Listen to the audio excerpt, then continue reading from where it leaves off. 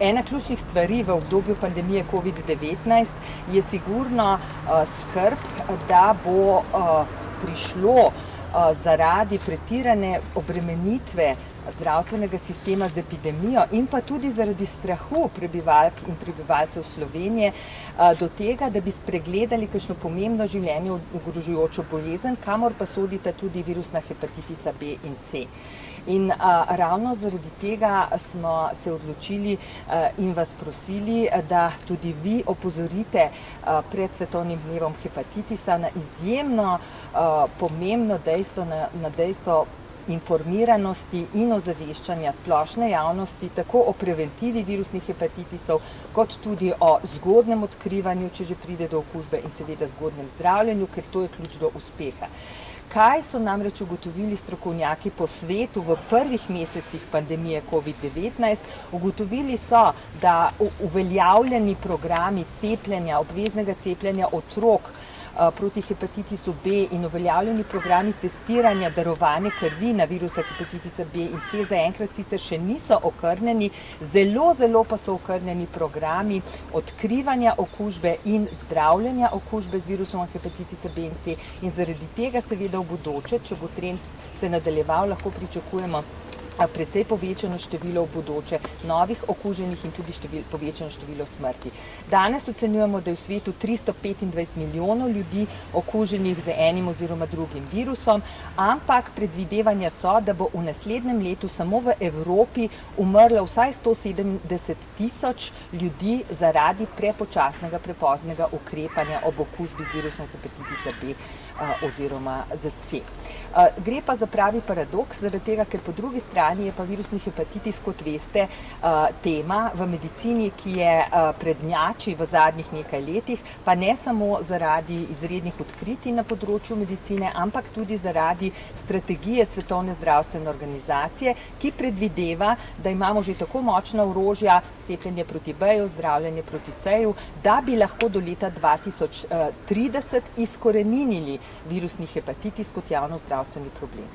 No, v Sloveniji, se pravi pod okriljem Svetovne zdravstvene organizacije, obeležujemo že 14. Svetovni dan hepatitisa, to je 28. julij, naslednji torek, in Svetovni dan hepatitisa je ustanovila Svetovna zdravstvena organizacija ravno zaradi samega ozaveščanja. Ob tem dnevu bi seveda radi predvsem poudarili, kakšen velik privilegij imamo v Sloveniji glede obravnave virusnih hepatitisov, saj imamo na voljo pravzaprav vse možnosti, da bi lahko že pred letom 2030 izkoreninili virusni hepatitis v Sloveniji, ampak teh možnosti žal še ne izkoriščamo v polni meri tako, kot bi si želeli. Dokaz za to, da imamo resnično odlično obravnavo C hepatitisov, B hepatitisov in drugih, je tudi ta, da smo ravnokar dobili povabilo, da ob Svetovnem dnevu hepatitisa na tokrat seveda virtualni konferenci Svetovne zdravstvene organizacije celemu svetu predstavimo Slovenijo kot primer dobre prakse pri obvladovanju virusnih hepatitisov.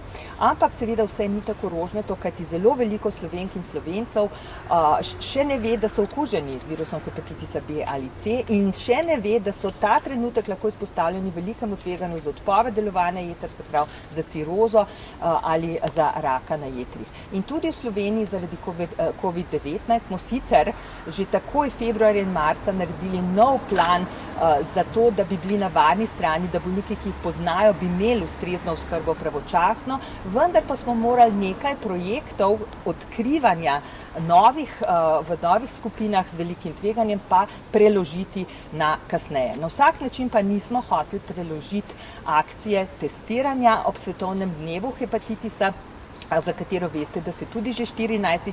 letos izvaja. Torej, ta akcija bo v ponedeljek, 27. in torek, 28. julija, v popoldanskem času med 14. in 19. uro. Ampak bo ta akcija potekala nekoliko drugače kot običajno. Prvič, na testiranje se bo nujno potrebno predhodno prijaviti po telefonu. Telefonska številka je 01 522 9392. To pa zaradi tega, ker želimo in moramo upoštevati seveda vse varnostne ukrepe, da bi preprečili pa širjenje okužbe z novim koronavirusom. Druga novost je, da to testiranje ne bo na infekcijski kliniki, ampak bo tukaj, to se pravi na mestu, kjer ima infekcijska klinika zdaj svojo ambulantno dejavnost, to je na Poljanskem nasipu 58. In kot rečeno, zaradi varnosti pravzaprav se ni treba skrbeti, ker bo resnično z veliko ekipo ljudi, ki vključuje tudi študente medicine, poskrbljeno, da bo testiranje izvedeno na varen način. Ob tem bi želela pa še samo obvestiti, da smo ponovno vzpostavili tudi našo že tradicionalno ponedeljkovo ambulanto za anonimno brezplačno testiranje na virusa hepatitisa B, C in HIV, ki pa tudi poteka ob istem času, se pravi ob ponedeljkih med 12. in 2. na Poljanskem nasipu, a tudi to po predhodni najavi. Torej, toliko z moje strani. Žal, kot rečeno, proti hepatitisu C cepiva nimamo, imamo pa odlična zdravila, torej prvo v zgodovini medicine uspešno zdravilo za zdravljenje kronične virusne okužbe. Za B hepatitis tako uspešnega zdravila nimamo, imamo pa, kot veste, cepivo. In ravno zaradi tega, ker je cepivo v veliki meri namenjeno zdaj mlajši generaciji in ker se mi zdi, da je na pohodu mlajša generacija, ki mora ozaveščati ne samo o covidu, ampak tudi o virusnih hepatitisih, bi predala besedo še študentu Medicinske fakultete z Ljubljane, ki je bivši vodja projekta Immuno pri Društvu študentov medicine Slovenije. Prosim, Vid. Kot je profesorica Matičič že povedala, je kljub vsem inovacijam na področju testiranja, zdravljenja in preprečevanja teh bolezni hepatitis še vedno prisotna bolezen.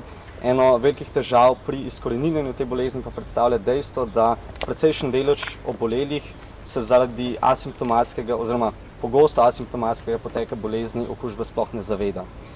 Zato se nam zdi, da je prvi korak, ki ga moramo zdravstveni delavci, študenti zdravstvenih strok in pa tudi mediji in drugi storiti to, da se ojača ozaveščanje na področju hepatitisov. Poleg tega pa se nam zdi ključna tudi destigmatizacija te bolezni. V naši državi še vedno prevladuje prepričanje, da je to bolezen, ki je posledica nekih dejanj, ki so v družbi nezaželena. Vsi pa vemo, da v bistvu smo za okužbo dovzetni vsi. Lahko jo dobimo že recimo pri uporabi britvice okužene osebe ali zobne ščetke in tako naprej. Verjamem, da bi z primernejšo komunikacijo olajšali odločitev ljudem, da se grejo testirati. To pa nam bi po eni strani v bistvu omogočilo lažje oziroma boljše zdravljenje ljudi, ki zdravljenje potrebujejo, po drugi strani pa tudi bi nam to dalo neko jasnejšo epidemiološko sliko, ki nam bi koristila potem v nadaljnjih javnozdravstvenih ukrepih. No, kar se tiče cepljenja, s katerim se pri projektu Immuno primarno ukvarjamo, cepljenje proti B hepatitisu je obvezno, spada med obvezna cepljenja. Po starem programu se cepijo otroke se pravi tik pred vstopom v šolo in pa v prvem razredu osnovne šole. Po novem lanskoletnem ukrepu pa se je zdaj cepljenje prestavilo na 1. mesec, 5. mesec in pa 11. mesec starosti. Gre za zelo učinkovito in varno cepivo, ki v bistvu na ta način zaščiti že najmlajše. Poleg tega se v Sloveniji cepi tudi, oziroma se študentom zdravstvenih strok v prvem letniku preveri titre protiteles in se v primeru nezaščitenosti uvede še dodatno cepljenje. Pri projektu Immuno vsekakor pozdravljamo vsakršno aktivnost, ki širi ozaveščanje o teh obolenjih in pa o preprečevanjih ter zdravljenjih te bolezni in verjamemo, da so dogodki, kot je Svetovni dan hepatitisa, ključni za v bistvu izboljšanje slike te bolezni v naši državi in upamo, da nekoč v prihodnosti morda ne bodo več potrebni.